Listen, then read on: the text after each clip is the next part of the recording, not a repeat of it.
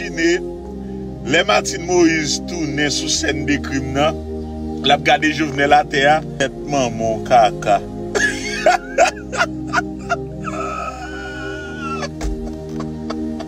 Bah imagine Martine qui tourne son scène de crime.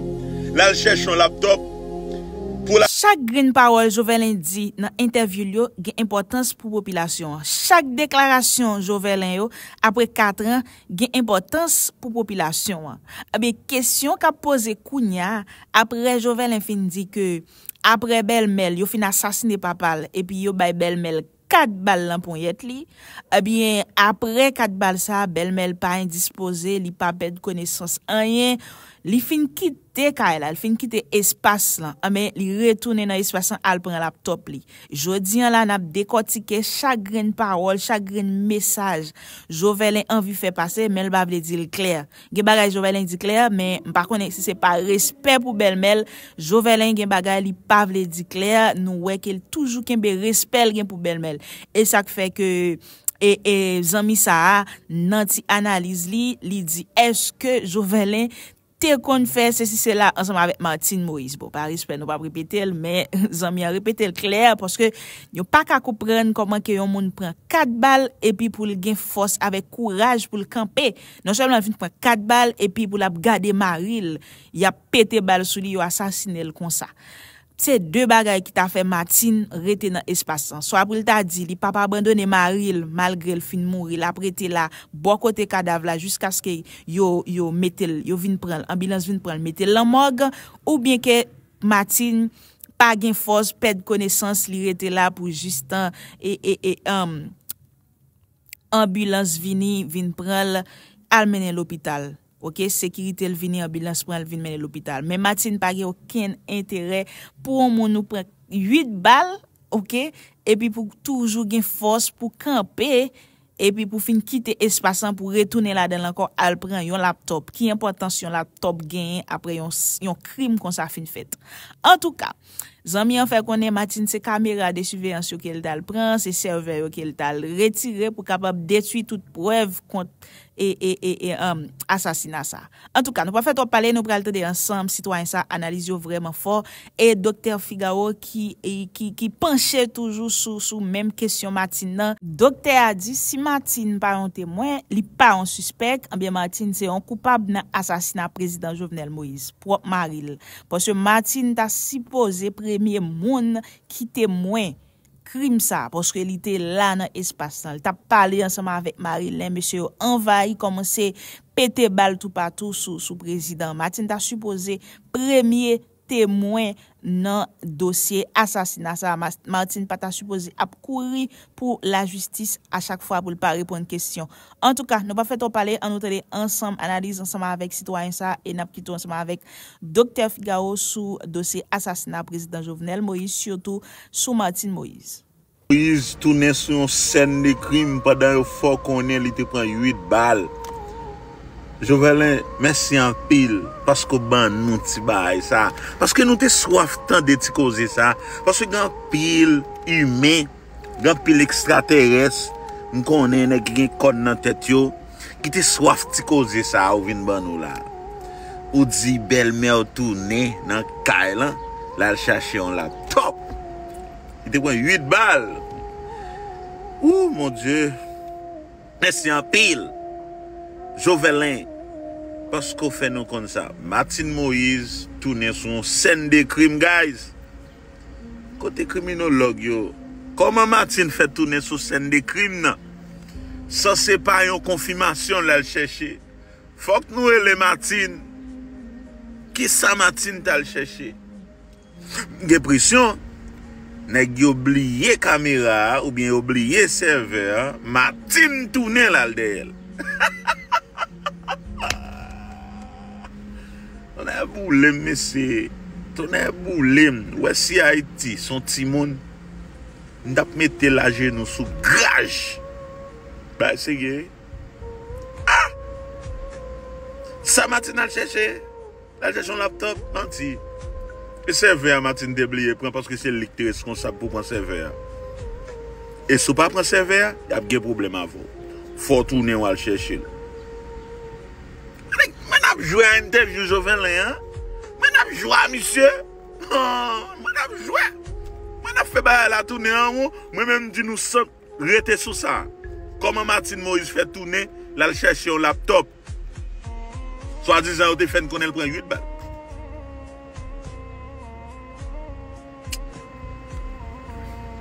Guys, je vais parler, non? Je vais parler dans mon papa. Pour pas venir prendre là. Martine Moïse. Guys, moi-même, je peux imaginer, les Martine Moïse tournent sous scène de crime, non? La regardé Jovenel à terre. Est-ce qu'il va dire, quiette maman, caca?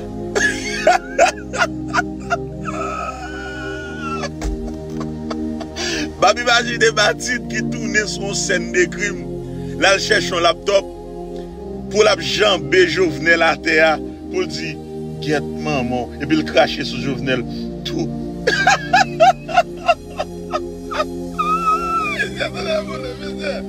Nous courir dans la boule. Oh maman chérie, que diable vous servi comme dans des ou c'est gros mambo maman. Que diable vous servi pour livrer ma ou hein? Pas la même. Merci un peu Jovenel. Merci. M'de dit m'bral décortiquer. M'bral décortiquer chaque grain parole Jovenel dit dans interview qui wewe a pour nous tande guys. Chaque parole li dit m'a décortiquer. M'a montrer nous qui ça Jovenel te envie dire. Mais malheureusement il pas capable. Jovenel ou te kon plus même Martine. On va la même bien. Il n'est pas impossible non. Il n'est pas impossible non papa. Faut pas la même bien chérie. Je dis belle même comme si on va belle même on prend.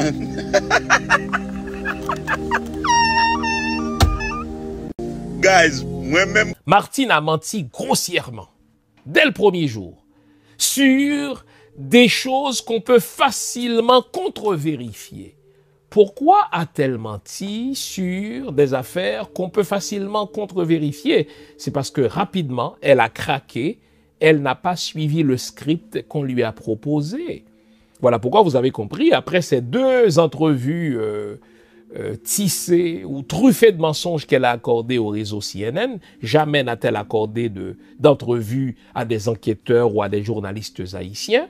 Elle n'oserait pas parce que les journalistes haïtiens sont au courant de trop de choses pour qu'elle aille leur mentir en pleine face.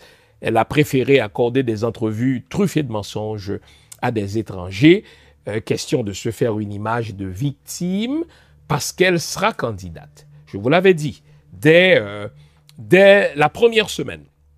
Imaginez quelqu'un dont le mari a été assassiné en sa présence, suivez mon regard, on n'est même pas sûr que Martine Moïse était dans la chambre, hein. Je vais vous dire ce que j'en sais. Moins de 48 heures après, vous êtes sur un lit d'hôpital, vous faites un voice dans lequel vous annoncez votre candidature. Peut-être que ce message a-t-il été enregistré avant le meurtre.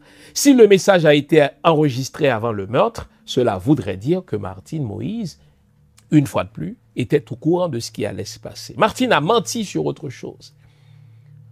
Lorsqu'elle a dit que le premier à être arrivé sur la scène de crime, c'est pas raison. Ce n'est pas vrai. C'est quelqu'un d'autre dont je vais vous dire le nom. Pourquoi cache-t-elle ces vérités? Et parmi les enquêteurs, même parmi des enquêteurs américains, hein, il y en a à qui j'ai parlé et qui disent qu'il n'est même pas sûr que Martine, pendant le meurtre, ait été dans la maison. Donc Martine ne dit pas tout. Martine dit le contraire de ce qu'elle sait. Si elle le fait, c'est qu'elle protège quelqu'un. C'est qu'elle protège un certain nombre de personnes. Mais qui protège-t-elle? Je sais, je vois vos commentaires, quelques-uns d'entre vous me reprochent de m'acharner sur Martine Moïse. C'est mon droit. Martine n'est plus une suspecte. Martine n'est plus un témoin. Désormais, Martine, c'est une personne qui a été reconnue coupable, puisqu'un juge l'a inculpée. Donc, à moins que vous ne vouliez même pas que je parle de quelque criminel que ce soit, là, un juge a clairement dit qu'il faut inculper Martine Moïse, que Martine est coupable dans cette affaire. elle est complice, que Claude Joseph est complice. Claude Joseph fait appel de ce jugement, c'est son droit. Martine Moïse, que je sache, ne fait pas appel. Alors, qui ne dit mot consent, puisqu'elle ne fait pas appel, du moins je ne sais pas que je sache, qui ne dit mot consent, si elle ne fait pas appel, c'est qu'elle assume ce verdict de culpabilité. Martine a toujours menti dans cette affaire de 14 balles. Martine n'a reçu qu'une balle, une seule balle. Elle a prétendu avoir reçu 1, 2, 3, 4, je pense qu'elle est allée jusqu'à 7, pourquoi pas 70 balles, tenez. Martine n'a reçu qu'une balle au coude. Je connais quelqu'un qui a vu son certificat médical. Martine a reçu effectivement une balle au coude. Et elle a eu une petite égratignure au ventre et une petite égratignure aux fesses. Et le médecin lui a clairement dit que ce n'était pas des balles, c'est les éclats de verre qui l'ont égratigné au ventre, qui l'ont égratigné aux fesses. Donc, mais pourquoi tous ces mensonges-là? C'est que dès le début, Martine a cherché à nous enfumer. Dès le début, Martine a cherché à polariser notre attention vers des pistes inutiles. Quand quelqu'un fait ça, elle a une intention. Et si on veut résoudre un meurtre, il faut faire comme les policiers font. Il faut s'acharner, je vous reconnais ce verbe, il faut s'acharner sur un témoin. Dans le cas de Martine, il ne s'agit même plus d'un témoin, sur une coupable. Dans son cas, elle a été reconnue coupable par un juge d'instruction, lui exposer ses mensonges de telle sorte qu'elle passe à table, c'est-à-dire qu'elle nous fasse des confessions et que par ces confessions, on peut remonter la chaîne de la criminalité pour qu'on arrive au gros poisson. Alors, je vous suggère aujourd'hui de penser en termes d'entonnoir. Hein? Un entonnoir, n'est-ce pas, inversé. Nous partirons de la partie la plus fine vers la partie la plus large. La partie la plus fine, mais c'est les gens du département d'État, les services secrets américains, et on saura pourquoi. Tenez, je déballe déjà toute l'émission. Restez là, je vous invite à observer cette fameuse pause. Aujourd'hui, une fois de plus, vous aurez besoin de toute votre tête, de toute votre attention. Offrez-vous une bonne tasse de thé, une bonne tasse de café, une bonne tasse de chocolat chaud. Bref, tout ce qui est de nature à vous garder éveillé, car aujourd'hui encore, selon nos habitudes, nous allons nous dire les vraies affaires. De vieilles affaires depuis 4 ans, mais des affaires nouvelles, car il ne faut pas que ce meurtre reste impuni. Les badiots de ce monde étaient impliqués, mais il ne faut pas qu'ils portent seuls la responsabilité de ce meurtre au sommet de l'État haïtien. On observe la pause, je vous reviens tout de suite après, comme convenu. À tout à l'heure. Alors revenons à ce que je vous ai dit dans l'introduction de l'émission. Il n'y a pas de meurtre politique qui ne soit pas signé. Parce que quelqu'un qui commet un meurtre politique veut envoyer un message. Et s'agissant de l'assassinat du président Jovenel Moïse, c'est d'abord un meurtre géopolitique. Et donc, les doctrinaires de la géopolitique américaine tenaient à signer ce meurtre.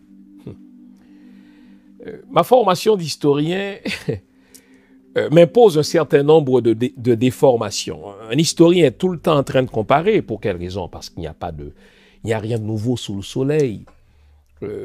Ces meurtres géopolitiques, ces meurtres politiques, mais on les retrouve à travers l'histoire antique de Rome, on les retrouve dans l'histoire antique de l'Égypte, on retrouve ces meurtres-là partout, et tenez, en Haïti. En Haïti. Pourquoi aller en Égypte? Pourquoi aller à Rome? Pourquoi aller, n'est-ce pas, dans la Grèce antique, quand en Haïti, on a pléthore d'exemples. Vous vous souvenez de l'assassinat du tout premier homme d'État haïtien, l'empereur Jean-Jacques Dessalines? Lorsque notre bienheureux empereur a été assassiné, eh bien, on n'a pas cherché longtemps avant qu'on sache qui a fait ça. Mais mieux, celui qui a commandité ce meurtre est allé devant le Parlement haïtien et il a dit « J'ai assassiné le tyran ». Alexandre Pétion n'a pas laissé le mystère courir ni se durcir au point de devenir opaque. Il est allé dire au Parlement haïtien, mais j'ai assassiné le tyran. Il a signé le meurtre. Bon, pour quelle raison? Parce qu'il voulait être le premier à recueillir les fruits politiques de son meurtre, car il s'agit là d'une bataille pour le pouvoir. Mais c'est la même chose dans l'assassinat du président Jovenel Moïse. Les États-Unis l'ont signé, ce meurtre-là. Vous vous souvenez de mon image? J'ai dit qu'il faut utiliser l'image de l'entonnoir inversé. Normalement, plutôt que de voir l'entonnoir à partir de son côté le plus large, on l'inverse et on part du côté le plus fin vers le côté le plus large. Je vous avais dit dès le 7 juillet 2021 que c'est un meurtre géopolitique. Les États-Unis ont signé ce meurtre-là. Bon.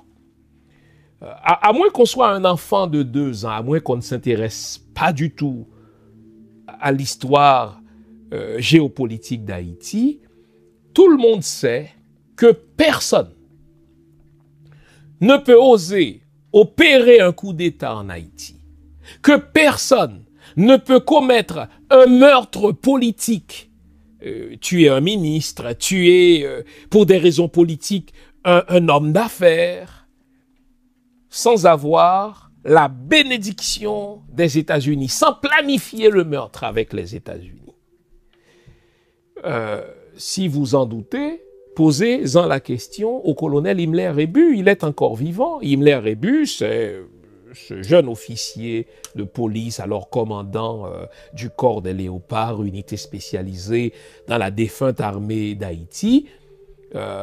Il a poussé l'audace avec quelques camarades jusqu'à renverser le général Avril. Il l'a mis aux arrêts, il l'a renversé. Et puisqu'il ne voulait pas lui-même devenir président, mais il a appelé son supérieur, le général Erard Abraham, qui est mort voilà quelques mois maintenant, et lui dit, écoutez, voici ce que nous venons de faire, nous vous remettons le pouvoir. Vous savez quelle a été la seule question du général Erard Abraham? Il a demandé au colonel Himmler Rébu, avez-vous parlé à l'ambassadeur des États-Unis à Port-au-Prince?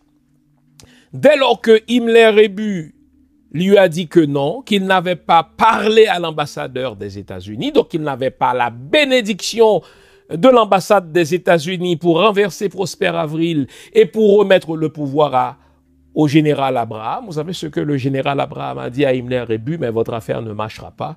Il lui a raccroché au nez. Et vous connaissez la suite de l'histoire. Le coup d'État de Himmler Rébu n'a pas fonctionné. Pourquoi ça n'a pas fonctionné? Parce que l'ambassade américaine n'avait pas donné sa bénédiction. Et on connaît la suite. Ils ont été arrêtés, c'est-à-dire Himmler Rébu et ses complices. Pourquoi? Parce que personne n'opère de coup d'État en Haïti, personne n'opère de meurtre politique au haut niveau en Haïti sans la bénédiction des États-Unis d'Amérique. Là, il s'agissait d'un coup d'État. Parce que le renversement, que dis-je, l'assassinat de Jovenel Moïse, c'est aussi un coup d'État, c'est une bataille pour le pouvoir, et nous allons voir, n'est-ce pas, les grands acteurs. Mais Himmler Rébu, malgré le fait qu'il avait déjà mis aux arrêts le général Avril, n'a pas réussi son coup parce que celui à qui il voulait passer le pouvoir a dit, si je n'ai pas la bénédiction de l'ambassade américaine, je ne vais pas prendre le pouvoir, et si vous n'avez pas l'accord des Américains, cette affaire ne marchera pas.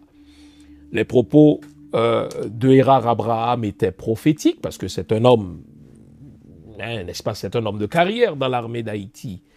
L'armée d'Haïti, qui est connue comme faiseuse et défaiseuse de président, n'a pu accomplir sa sale besogne sans la bénédiction du département d'État. Et quand il y a meurtre politique, tout le monde le sait, pour assassiner Antoine Izméry et son frère Guy Izméry, n'est-ce pas? Ces deux hommes qui ont été assassinés pour des raisons politiques parce qu'ils soutenaient un certain pouvoir, eh bien, les militaires n'auraient jamais pu les assassiner s'ils n'avaient la bénédiction de l'ambassade américaine. Et des journalistes enquêteurs ont prouvé clairement que avant et après l'assassinat de ces deux frères du secteur des affaires, l'ambassade américaine était informée et l'ambassade américaine continuait de donner des consignes claires aux assassins de ces hommes. Donc, à moins qu'on soit naïf, à moins qu'on choisisse de l'être, à moins qu'on choisisse de ne pas voir ce grand éléphant dans la pièce qui bouge et qui crie, eh bien, l'ambassade des États-Unis, le département d'État, les services secrets américains ont signé en lettres de sang le meurtre du président Jovenel Moïse. Le prétexte leur a été servi par le comportement imprévisible des dernières années de son mandat du président Jovenel Moïse lui-même. Pendant les 3 premières années de son mandat, voire les 4 premières années de son mandat, Jovenel Moïse était un chef d'État soumis, comme la plupart des présidents haïtiens, au diktat de l'ambassade des États-Unis à Port-au-Prince. On le sait, il soumettait toutes ses politiques publiques à l'approbation de l'ambassade américaine, jusqu'à ce qu'ils comprennent, hein, Jovenel Moïse, c'est quand même quelqu'un de la paysannerie haïtienne. Jovenel Moïse est du patelin de mon père, il est du Trou du Nord.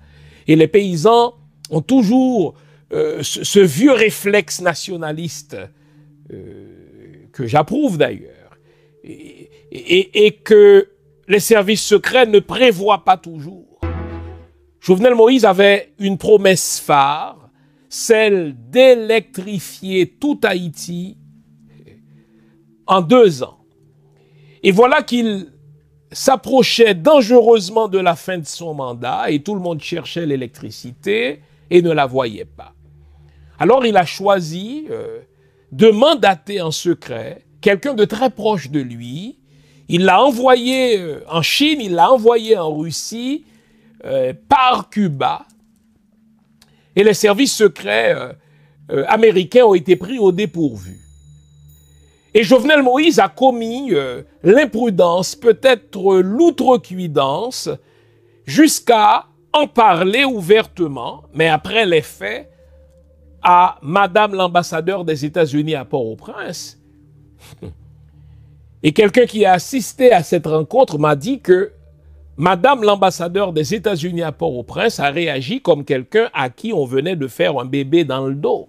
Comment vous avez pu nous faire ça? Vous êtes ingrats. Après tout ce que les États-Unis ont fait pour vous, vous ne seriez pas au pouvoir, n'était notre support. Comment avez-vous pu faire ça? On a aussi fait des reproches à Claude Joseph, parce que Claude Joseph, c'était celui qu'on avait placé auprès de Jovenel pour qu'il informe l'ambassade américaine de tous ces mouvements. Or, même lui a été pris au dépourvu de ce virage radical du président Jovenel Moïse. Jovenel Moïse a voulu passer de l'emprise féroce des Américains à une emprise qu'il estimait plus souple, n'est-ce pas?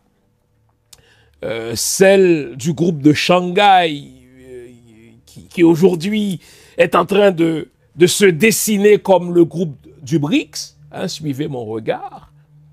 Il a voulu refaire le coup de Duvalier, vous vous souvenez le cri de Jacmel de François Duvalier, si la main droite refuse de me nourrir, eh bien je vais me tourner vers la main gauche, se référant ainsi à la Russie soviétique d'alors. Eh bien, les Américains n'aiment jamais se faire coiffer 2 fois au poteau par un nègre, sentant venir le coup d'un Jovenel Moïse qui veut se tourner clairement vers la Chine, qui veut